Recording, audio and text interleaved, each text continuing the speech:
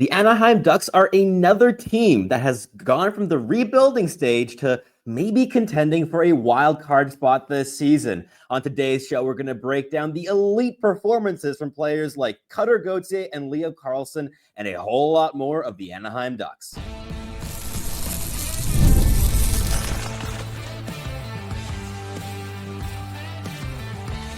You are Locked On NHL Prospects, part of the Locked On Podcast Network. Your team every day. Hello and welcome back to Locked On NHL Prospects, part of the Locked On Podcast Network, your team every day.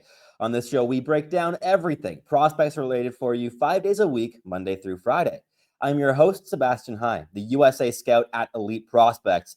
And on today's episode, we'll be talking about the Anaheim Ducks, who are off to a pretty solid start to the season here and just came off a really nice shootout victory over the defending Stanley Cup champions in Florida. And I thought that the young players played a really fantastic game in this one, especially the goal scorers, Leo Carlsson and Gauthier, who are really taking a step here this season. And this is an exciting young team. They play with speed, they play with some physicality, and even though they showed their youth in letting the Panthers claw their way back in the third period, losing a 2-0 lead to sending the game into overtime and the shootout, they were able to win it in the shootout, and Lucas Dostal played a very big role in that as well. So lots of different pieces coming up big for the Ducks here early in the season as they are hanging on to a spot in the middle of the pack in the Pacific Division. They're 5-3-1 here so far this season and have 11 points in 9 games. So they're over 500, which is big news for this organization. And I hope to see them staying in this mix because when the Ducks are good, as they have been here recently, they play such an exciting brand of hockey. So that's the outlook here for today's show.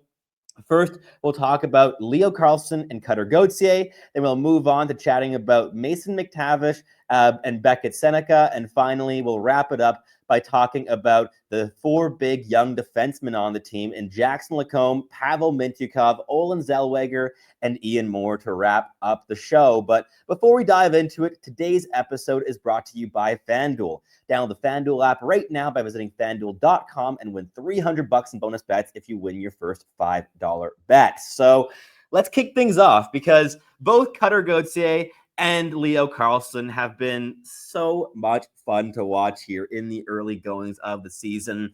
The sniper and the playmaker, and both these guys are really playing a physical, middle-driven style of game. And I don't think you can name me an NHLer right now who has more fun shooting the puck than Gauthier does right now. He is second in the league in shot attempts, behind only Nathan MacKinnon. And this kid is really coming into his own this campaign. He's got 6 goals already through 9 games alongside a pair of assists for 8 points so far. I don't think that 55-goal pace will be sustainable over the course of a season, but certainly a guy I think that's going to be scoring goal after goal here this year for the Ducks and be one of their primary triggermen. He is their go-to shooter on the power play at this stage. It's where he scored his goal at 5-on-3 off an absolutely beautiful one-timer, which beat Tarasov just over the pad. Just a really heavy, low shot that was very difficult to save. And Gauthier played a great game there against the Florida Panthers in that gutsy 3-2 win, scored the second goal there for the Ducks. And this is a player that's grown on me so much since being a draft eligible. I had some question marks when he first came in through the draft. I wasn't nearly as high on him as others were. I mean, obviously went 5th overall, had a lot of big fans out there. For me, it was more of like a 20 to 25 range guy in the draft that I thought was solid enough, but perhaps not spectacular enough to really push his way up to contending for top line minutes. But he's been proving me wrong time and time again, and that trait with the Philadelphia Flyers is just looking like a bigger steal with every single passing day. I mean, Jamie Drysdale's had a tough going so far in his NHL career, and Cutter Gauthier is off to a flying start, really finding an edge here, playing on the wing inside the top six, and finding some real nice chemistry with guys like Leo Carlsson and Mason McTavish, depending on where he plays in the lineup, and really showing those flashes of connectivity, both at even strength and the power play. So, Ducks fans, what are your impressions of Gauthier? What are your expectations for him here this season? And what number of goals do you think he'll be able to score this campaign? Because he's been off to just such a hot start. But let's move on to talk about the franchise cornerstone here among the forwards, and that has got to be Leo Carlsson, the big playmaking power forward who stands at 6'3", 203 pounds, is already among the smartest U25 players in the National Hockey League, and he's only 20 years of age. He will be turning 21 here in December, but a guy that's just made such a fantastic debut to his NHL career, going from half a point a game in his rookie season to scoring 20 goals and 45 points last campaign. And at this point this season, he leads the Anaheim Ducks as their assistant captain in just his third year, with 3 goals and 9 points through 8 regular season games. And this is a player that I just love watching on the ice, the intelligence with which he plays. We saw it on his goal in this game. I think this is a player that's going to earn himself a really big contract extension. Think $8, $9, $10 million plus. I think he will have earned that type of salary with the Ducks here moving forward. I hope they lock him up to an 8-year contract. With the rising cap, you're going to want to save some pennies here and there, especially down the line when you want to enter your competitive window. And Carlsson's going to be such an important piece. And just to learn from a team like the Montreal Canadiens, who've established an entire internal salary cap structure based on that Nick Suzuki contract, I think the Ducks could do a similar thing with Leo Carlsson. And going back to that goal he scored against the Florida Panthers off the rush, really intelligent rush patterns that this player has in terms of attacking with pace up the wing, really activating up the boards from the defensive zone, entering the offensive zone as well, and then cutting towards the middle of the ice while hitting the brakes, slowing down, little drop pass to his line mate, and then just off puck, driving the back post hard, swiveling to open up his body and make his shot a threat. And luckily for him and the Ducks, both Panthers defensemen decided to go towards the other player, leaving Carlsson wide open as a one-timer threat. And Daniil Tarasov had no chance on that cross-crease transition because Carlsson's one-timer was just heavy and precise, and left no chance for the netminder there. And it's so easy to see why Carlsson's been earning so much trust here this season already. 2-point night here in a 3-2 victory, playing 20-plus minutes a night in both of the last 2 games, and just very clearly a top-line piece already here in Anaheim, and certainly vindicating the Anaheim Ducks for making that selection at second overall that maybe prompted a couple eyebrow raises for passing on the likes of Adam Fantilli and Matvei Michkov in that 2023 draft. But Leo Carlsson's looking like potentially the best of the bunch behind Connor Bedard here so far in his young career, and definitely a player worth that draft selection, and especially playing against a team like the Florida Panthers, who were missing Sasha Barkov in this game. He has so many stylistic similarities to Barkov, the back-to-back captain of the Stanley Cup champions, in terms of the way he approaches the ice, the intelligence, the scanning habits, the ability to stay within space, support his line mates both offensively and defensively, stay so active on both sides of the puck. Leo Carlsson's got it all, with a big frame, the power to drive the middle of the ice, the skill to make teams pay when they give him an inch of space. There's nothing he cannot do. So a player I have an immense amount of respect for, and Ducks fans have got to be excited about the future built around this guy. And what are your expectations for him this season? Do you think he'll be able to stay as a point per game producer here this campaign? I'd love to hear your thoughts down below if you are watching on YouTube. But that wraps up this second segment here for us today. In the next one, we'll be breaking down the games of Mason McTavish and Beckett Sennecke, who've been combining for some really nice chemistry here early on in the season, 2 third overall draft picks. But before we do that, a quick message from our sponsors here at Locked On NHL Prospects. The NBA is back, and there's no better place to get in on the action than FanDuel, the official sports betting partner of the NBA. Even if you missed the start of the game or want to ride the hot hand, FanDuel has live bets on everything from who will score next to fourth quarter comebacks. Plus, you can even combine your live bets into a same-game parlay for a shot at a bigger payout. I know that parlays are my favorite way to play. They allow me to combine predictions from multiple different games and multiple different sports as well, if I want to do so, to maximize my potential return on a single swing. It keeps every single game exciting, especially when your team is making that late push. Right now, FanDuel is giving new customers $300 in bonus bets when your first $5 bet wins. So head to FanDuel.com to sign up and play your game with FanDuel, the official sports betting partner of the NBA.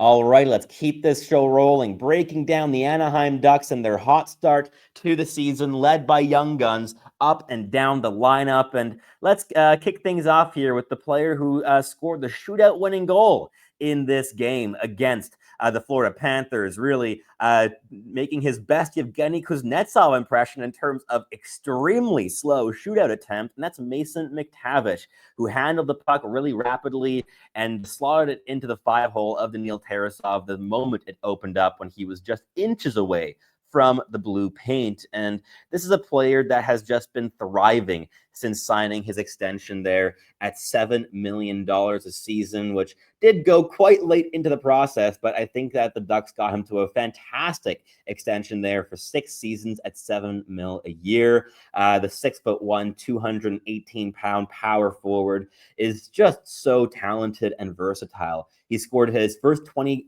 goal campaign last season with 22 goals and 52 points in 76 games, and this year's already up to a goal and 7 points in 9 appearances, playing massive minutes night in, night out. He played over 20 in this game against the Panthers, and really showing his ability at playing down the middle lane at even strength and on the power play, winning his battles, gaining inside position, and just bullying guys at the net front. McTavish is such an aggressive and violent player at times, and he pairs that with a heavy shot, deft hands, and a head-up approach where he's really able to elevate the players he plays with and see them coming. The scanning habits, the anticipation are really big areas of strength for this guy. And I think that combination of toolkit with the physicality, the intelligence, the puck skills to make teams hurt, I think is such a lethal combination. And definitely another guy that I think is showing the Ducks and the NHL as a whole why they took that early swing on him at 3rd overall, and a guy that definitely, in my eyes, is a core piece of this top 6 moving forward, and a real solidifying guy for the Ducks down the middle. I mean, Leo Carlsson is the number 1 piece here down the middle for the long term, but Mason McTavish is a fantastic second-line center for years to come, and he's only 22 years old. He's still such a young player as a January 30th, 03 birthday, and a guy that I would love to have on my team to build around. I mean, I think he'd be a fantastic 2C on the Montreal Canadiens, is my favorite team, but it is not to be. It is the Anaheim Ducks who have the luxury of employing Mason McTavish, a guy that is certainly, I mean, I think every single team in the National Hockey League wants a player like this in their lineup, and the Ducks have him. So definitely lucky in that regard, and the player who's been stepping up increasingly in big moments, really a clutch producer as well, and just difficult to play against. And you want to be hard to play against, especially as you're preparing to make the leap from rebuilding squad to competing contender to maybe scratch by as a wild card playoff slot here this season. And we move on to another hard to play against 3rd overall pick who raised some eyebrows, especially his own, when his name was called on draft day, and that's Beckett Sennecke, the 2024 3rd overall selection from the Oshawa Generals in the OHL, who was expected to be sent back to the Ontario Hockey League this season by many, myself included perhaps as well, but no. he's got his spot not just in the lineup, but as a top 6 stalwart. He's been averaging 17, 18 minutes a night here so far this campaign, is already up to 5 points in 9 games, including 3 goals, and certainly had a very hot start with 4 points in his first 3 games of the season and cooled off a little bit after that in terms of production, but the overall impact has just sustained in terms of being very effective in my eyes. He's got the frame. He's definitely filled it out as well. He's stronger on his feet than he was in his draft year as a 6'4", 194-pound right shot winger. He's got all the tools in the book. He's got the elite level hands, the great playmaking vision, the heavy shot as well that can make teams pay. Really quick thinker, especially with the puck on a stick in the offensive zone, and just boundless creativity and experimentality as a guy with the puck. And in terms of guys with high ceilings, that could definitely still take multiple steps upwards in raising that headroom in the coming years within the Ducks organization. I think Beckett Sennecke is at the top of that list. The sky is the limit with where he can end up being because he's got the power tools. He's got the strength, the aggression as a physical, middle-driven player, on top of all the skills that make him so flashy and just a highlight reel regular. There's so much to love with this guy, and I don't think that too many Ducks fans are really pained by the fact that they passed on Ivan Demidov, even if he may be the better player long term here. Beckett Sennecke is such a unique player who brings power forward elements together with a handling skill that matches Ivan Demidov's in Montreal, and so much creativity. There's just so much upside here with Beckett Sennecke, and he's a player I always love watching every time I put on a Ducks game, and he certainly stood out to me as well in this game against the Florida Panthers that I watched. Even though he didn't find the score sheet, he made an impact in all 3 zones. I liked how active he kept his stick in the defensive zone, kept his feet moving, was working hard on both sides of the puck. Offensively, he was supporting his line mates off puck, getting into positions with his stick open to be an outlet option when his line mates were pressured by Florida's heavy and intense defensemen. And overall, I think he's making a really smooth start to his National Hockey League career. But I'll pass the question on to you, Anaheim Ducks fans. What were your expectations for Beckett Sennecke when he was drafted, and how have those changed in the couple years since then, now that you're actually watching him play with the big leagues, in the big leagues here with your team? And he's now 9 games into his NHL career, and there seems to be basically no discussion about sending him back to the Ontario Hockey League. And how do you feel about that in terms of the impression he's made here early on for your team? I'd love to hear your thoughts down below if you're watching on YouTube. But that wraps things up here for the second segment. In the final one, we'll wrap things up with 4 big young defensemen in the lineup and are making some significant impacts here early in the season, including Jackson LaCombe, who, of course, is coming off of that massive 8-year extension that he penned just a couple weeks ago. But before we do that, we got a quick message here from our sponsors at Locked On NHL Prospects. Let's be honest, most of us can't even name all of our financial accounts, let alone what they're worth. Between 401ks, savings, and investments, it's so easy to lose track, and that can mean leaving money on the table. And that's why I started using Monarch, an all-in-one personal finance tool that brings your entire financial life together in one clean, easy-to-use interface on your laptop or even on your phone. It helped me organize all of my accounts, track my spending, and get a better handle on my investments without ever having to touch a single spreadsheet.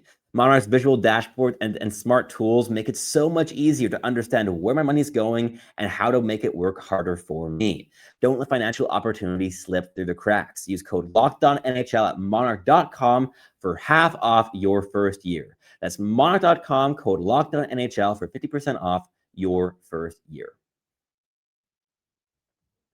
All right, let's wrap up this show focusing on the Anaheim Ducks and their ever-improving, rebuilding squad. And we'll focus on the blue line here to finish up the show. And you got to kick things off with Jackson LaCombe, the big minute muncher from the blue line, who has just been so impressive with his blend of mobility, intelligence, and two-way impact since making his entry into the National Hockey League. A guy that was perpetually underrated through his NCAA career, but that is no longer the case, signing his big 8-year extension, paying him $9 million a year, bring him all the way through to his age 33 season. This is his big NHL contract. He won't be getting the massive extension likely after that at that point in his career, and he's cashing in, and I can totally see why the Anaheim Ducks wanted to get that done early, because he just brings so much to the table. That mobility is just fantastic.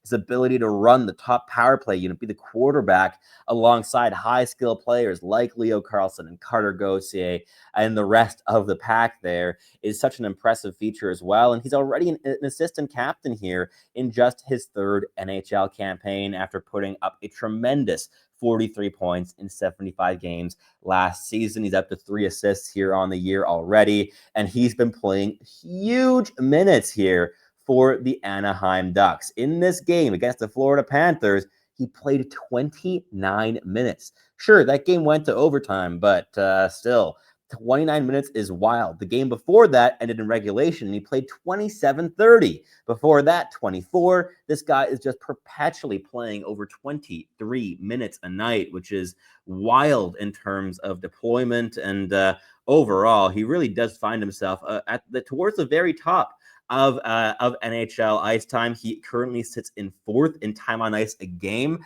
ahead of guys like Cale Makar and Miro Heiskanen. He's averaging 25-37 a game. The only players that have played more than him a night are Zach Werenski, Quinn Hughes, and at the tippity top of the Philadelphia Flyers, Travis Sanheim. So LaCombe definitely among the biggest minute munchers league-wide, and you have to respect his defensive impact night in, night out. He's just such a stud on both sides of the puck. That skating ability is a massive advantage in all 3 zones. It allows him to keep a really tight neutral zone gap, is really suffocating as a rush defender, and is really able to close that gap in the blink of an eye with the combination of his footwork and really strong defensive stick work. He's not the most physical defenseman in the league, but he doesn't have to be, with the way he takes time and space away perpetually from opposing forwards. And the breakout skills fantastic in really getting the puck out of the defensive zone with control, with pace to set up offensive opportunities. He'd have a lot more points if you counted third assists. He's so often at the core of what happens on the ice here for the Anaheim Ducks, and certainly I believe a cornerstone for this team moving forward. But we move on to talking about a guy that hasn't gotten as many minutes here this season, and that's Pavel Mintyukov, the big left shot defenseman who stands at 6'1", 201 pounds, who also is a really nice skater to watch. The puck moving ability, the playmaking activations, there's so much skill in this kid's toolkit, and he's been playing about 16 minutes a night on the second / third pairing there for the Anaheim Ducks here so far this season. Logged 2 assists through that span, and overall I think he's just quietly progressing as a really reliable force here for the Anaheim Ducks. I think he definitely has a lot more room to grow as an offensive creator than he's shown so far in his young career, but he doesn't need to be the 50-point guy that maybe was projected in his draft year to have a really big impact. He's involved defensively. He has an active stick. He uses his mobility to take time and space away from opponents, and uses that combination of quick processing and anticipation to just spark really quick breakouts as well. He's so comfortable as a puck carrier and a passer off the rush and in the offensive zone. I'm so excited to see that playmaking ability and activation game translate to some more production in the coming seasons. But what's your impression been, Anaheim Ducks fans, of Pavel Mintyukov so far through his career? I mean, you've watched him a good amount at this stage. He's entering his 3rd year with the team now. His production has kind of just petered off since his rookie campaign, where he got 28 in 63 games, had 19 in 68 last season. He has 2 in 9 so far this campaign. But what have you had to say about his overall impact on the ice? I would love to hear your thoughts down below. But we move on to Olen Zellweger, perhaps the best skater among the entire defensive core here in Anaheim, which is certainly saying something, competing with the likes of Jackson LaCombe and Pavel Mintyukov. Mintyukov, but Zellweger is such a joy to watch from the blue line. He had some nice sequences walking the offensive blue line on the power play in that game I tuned in for against the Florida Panthers. And he only has 1 assist so far this campaign, but he's playing bigger minutes than Mintyukov to start the year, averaging around 19 to 20 minutes a night. And really a reliable force there on the second pairing for this team. And that skating ability, it's almost more exaggerated with Zellweger than it is with Jackson LaCombe in terms of it being the foundation that just makes every aspect of his game tick. His ability to take time and space away from opponents as an undersized 5'10" defenseman flows through his feet. That playmaking game also flows through his fluidity at walking the point and activating up the offensive zone and making a little fake here, a shimmy there to shake off an opponent and really create some time and space to look for a playmaking option. But what I think he's really improved at here in the past year or two of NHL experience is his ability to be a connective player rather than just an offensive dynamo, which he certainly was in the WHL throughout his career there. He's just such an adaptable piece that makes things work and